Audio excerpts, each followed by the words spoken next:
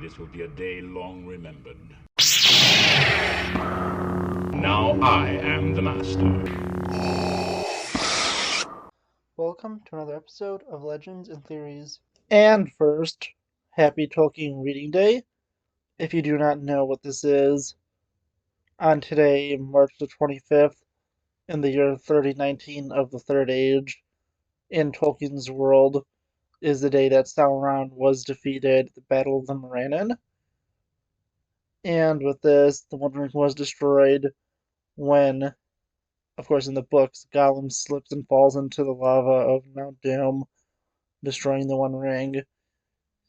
And in the little more well-known film version, Gollum fights Frodo, and the two fall over the edge, where Sam manages to save Frodo, and Gollum falls in once again to the lava, and the ring is destroyed. But this brings us to the question that I would like to answer. Was destroying the One Ring the only way to defeat Sauron? And while I think the answer is going to be simple enough to explain, it's not as simple as a yes or no answer. And that's because, no, it wasn't the only way to defeat him, but it was the only way to defeat him that wasn't going to end with great tragedy.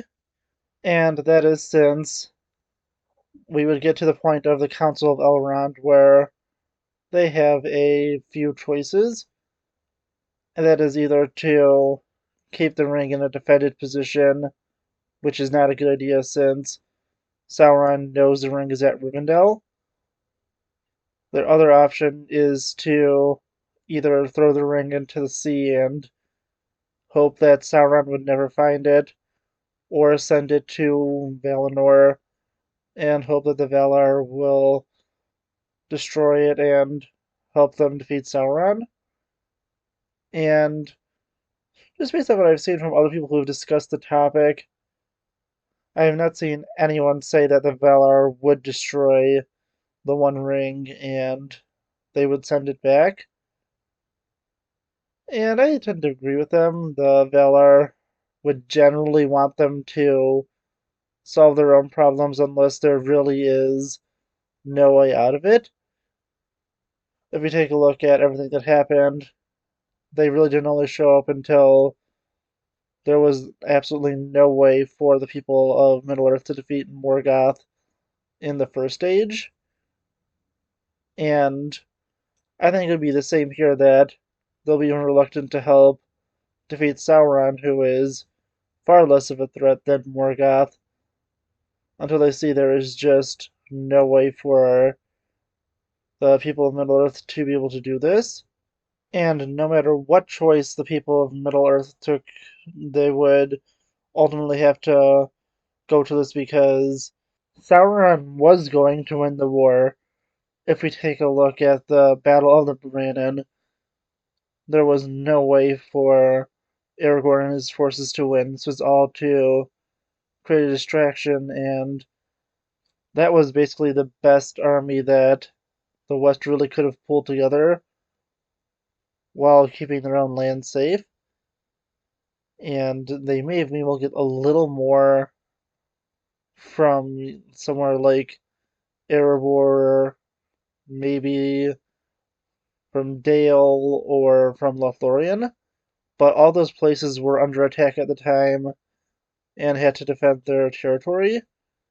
They didn't really have the large amount of armies, and even if they did hold this off for a little bit, and it would have probably went poorly since the really only reason that Dale and Erebor were able to win their battles was because Sauron was defeated, and they eventually would have lost if Sauron wasn't defeated.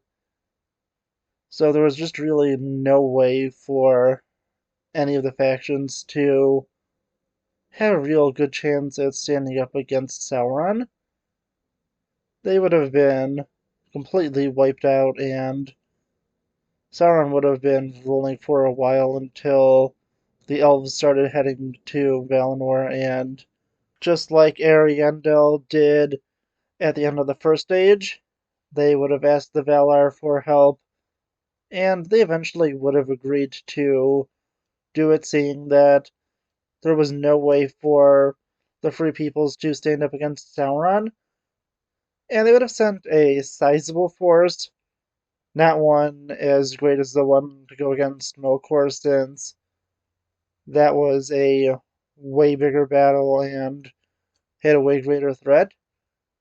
And I don't think really any of the Valar would have left. Maybe some of the Maiar would have went to aid the Free People, and they would have went and defeated Sauron, and like Morgoth before him, would have cast him into the void. But as I said, this would have caused way more destruction. Aragorn would almost certainly be dead, as with the leadership for basically every major kingdom. The only person who might still be alive is Thranduil, because I think that with the way that the Battle of Dale and Erebor was going, there is no way that either Thorin III Stonehelm or Bard II would have survived that battle. Their fathers already died in the canon timeline, and there is no way they're going to be doing better if Sauron isn't defeated. They will be completely overwhelmed, and their kingdoms will be destroyed once again and taken over by the forces of evil. And looking at other stuff, although Elrond may be able to escape alongside Galadriel with Sauron's defeat and them having to escape to the Undying Lands of Valinor, they would not be going back to Middle-earth. And of course, both Aragorn and Eomer would have been at the Battle of the Morannon, where they both would have died, since there's no way they were going to be able to escape. And Eowyn and Faramir may have been able to survive, but Minas Tirith would have been Sauron's first target, and I don't see either of them leaving the city, and they both would die there. But yeah, honestly, things are going to go pretty poorly for the people of Middle-earth. And after Sauron's defeat, really none of the kingdoms or areas is going to be recovering anytime soon, and the map of Middle-earth will be completely redrawn. And this will just make things even worse if Sauron doesn't recover the ring, in the long term at least, because things are going to be even more destructive with his defeat by the forces of the Valar if he does recover the One Ring, because if he doesn't, the One Ring will remain and its magic will not be undone. And things will just become worse and worse with that, because it's going to find its way to the most evil people, and assuming that he is smart enough and stays out of the way, Saruman is going to be the guy who gets the One Ring eventually. And the exact same problem is going to come where the people who are finally starting to recover from Sauron's reign of terror will now need to deal with Saruman doing the exact same thing. And even if that doesn't happen to him, which is, again, the next best case scenario, since the Valar probably have to show up again, defeat Saruman, and then also cast him into the void with the ring, which will finally get rid of it. But honestly, I feel like Saruman is probably going to be killed by Sauron, who will hunt him down for betraying him. And this will just lead to it being found by a bunch of different men, maybe elves and dwarves, since the Three Rings will still be in effect.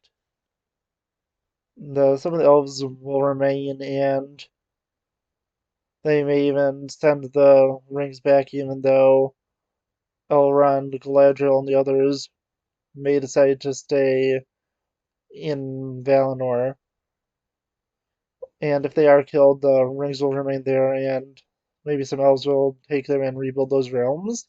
And then they will get to a point where either a man or a dwarf will find the One Ring and it will corrupt them because even if it goes to a hobbit and turns them into a golem like creature, it's eventually going to be finding its way to someone that will be taking full advantage of it.